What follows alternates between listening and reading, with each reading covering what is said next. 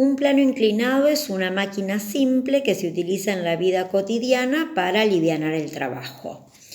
Un plano inclinado puede ser una rampa para subir a una silla de ruedas para discapacitados, puede ser una escalera mecánica también, un tobogán, una rampa que uno ve en un camión de mudanzas para subir muebles, una montaña.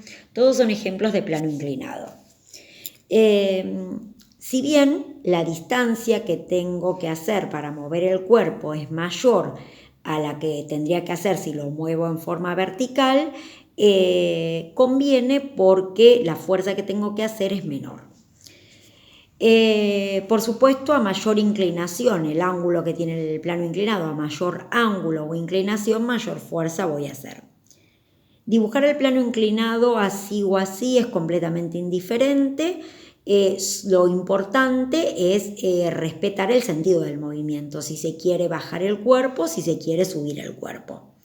Hay que tener en cuenta que al estar apoyado inclinado, un cuerpo puede bajar sin la necesidad de que haya una fuerza extra, solamente por la acción de la gravedad. O sea, puede bajar por su propio peso.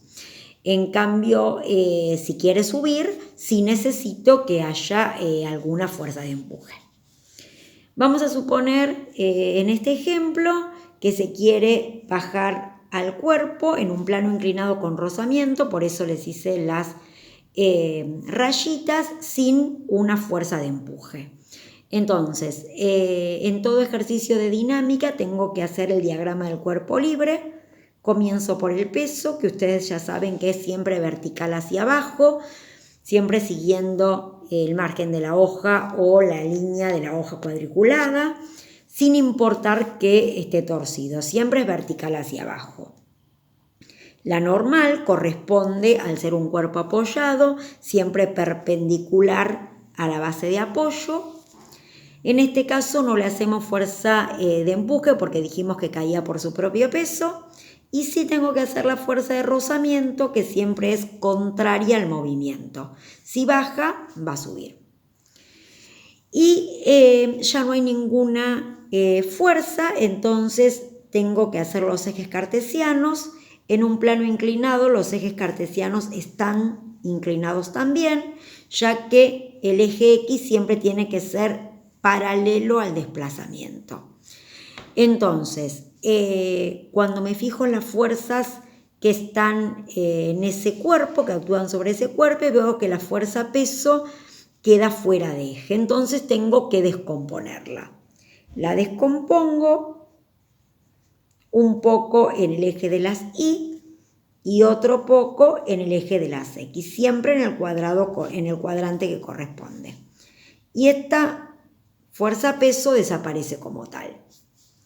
Entonces, aplico la sumatoria de fuerzas, la ley de Newton, sabiendo que la sumatoria de fuerzas es la masa por la aceleración, en ambos ejes, en el eje de las X y en el eje de las Y.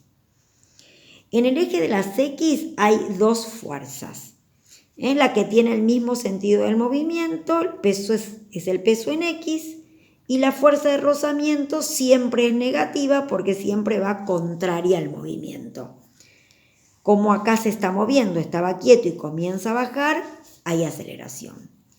Y en el otro eje tengo la normal positiva, porque es la que va en el sentido del eje Y positivo, y el peso en Y negativo. Dos fuerzas, como no hay aceleración, no hay movimiento, igual a 0. En este otro ejemplo no le vamos a poner rozamiento para que sea diferente y vamos a decir que el cuerpo está subiendo y si tiene que subir tiene que tener una fuerza que lo haga subir. Hacemos el diagrama del cuerpo, el peso vertical, la normal perpendicular y una fuerza que lo haga subir, fuerza de empuje. No le hacemos rozamiento porque suponemos que no tiene. No tiene las rayitas, no tenemos un enunciado que me lo diga. Entonces hago los ejes inclinados y y descompongo ese peso que queda fuera de eje. Como peso en Y y como peso en X. Y lo tacho. Si vuelvo a hacer la segunda ley de la dinámica, la ley fundamental, Newton en el X y en el Y. En el X tengo la fuerza de empuje positiva y el peso en X negativo. Y en la otra tengo la normal en el otro eje, normal menos peso en Y es igual a 0. Y a partir de eso comienzo a resolver lo que el enunciado del problema me pide. Ahora, ¿de dónde saco el valor del peso en Y y de dónde saco el valor del peso en X? Para eso se usa la trigonometría. Los planos inclinados son perfectos triángulos rectángulos. Entonces, sumamos dos nuevas fórmulas que son el peso en X es el peso por el seno del ángulo y el peso en Y el peso sobre el coseno del ángulo. Acá les recuadré lo que les decía antes, que en un plano inclinado siempre se descompone la fuerza-peso, y estas dos fórmulas las suman a la hoja de fórmulas que ya tienen de dinámica. Una vez que tienen esto bien hecho, el problema se resuelve de la manera que ya saben, combinando la dinámica con la cinemática si es necesario, según la incógnita que pida. Algo importante también a tener en cuenta es que, como ya les decía, que los planos inclinados son triángulos rectángulos, de repente puede pasar que tengan la inclinación del ángulo. Tengan en cuenta que cuando nosotros hablamos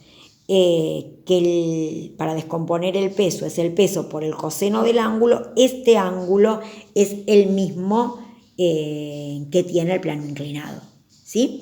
Entonces, si nosotros sabemos el valor del ángulo de repente, sabemos que este lado es el opuesto al ángulo, este es el adyacente y esta es la hipotenusa.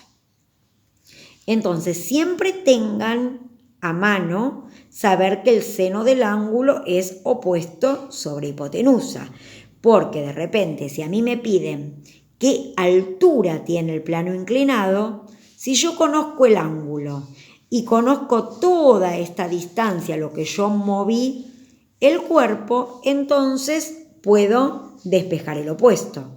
Y si por el contrario, por ahí yo tengo la altura del plano, tengo el ángulo, pero me piden el trayecto que yo recorrí con el cuerpo, entonces saco la hipotenusa y tengo los dos datos. Esta fórmula de trigonometría también es muy útil tenerla en estos casos que estamos hablando de triángulos rectángulos.